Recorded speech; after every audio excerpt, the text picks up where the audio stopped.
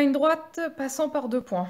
On veut modéliser par une fonction la droite passant par A 0, moins 5 et B 8, moins 1. Déjà, si ma fonction est représentée par une droite, c'est que c'est forcément une fonction affine.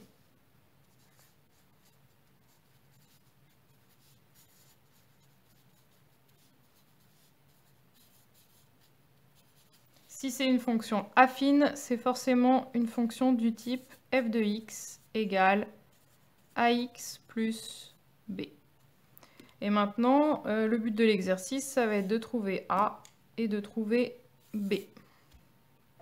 Alors pour trouver b, c'est le plus facile, c'est par ça que je vais commencer.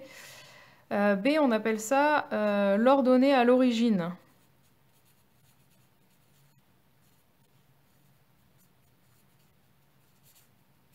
C'est l'ordonnée qui correspond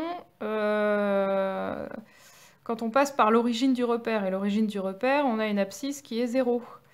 Et ici, si je vois mon point de coordonnées 0, moins 5, ça veut tout simplement dire que en 0, sur l'axe des abscisses, en 0, je vais passer par l'ordonnée moins 5. Donc finalement, quand je vois ça, je vois que ma droite va couper l'axe des ordonnées au niveau moins 5. Et ça va me donner mon petit b.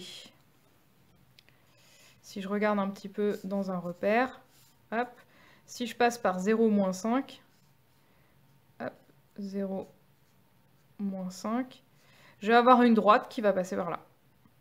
Soit elle monte, soit elle descend, mais en tout cas, forcément, elle va passer par là.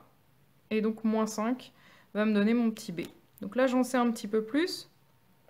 Je sais que j'ai une fonction qui va s'écrire a x moins 5. Il me reste à trouver a. Pour ça, je vais utiliser le deuxième point. Je sais que si je prends comme image moins 1, je dois trouver comme antécédent 8.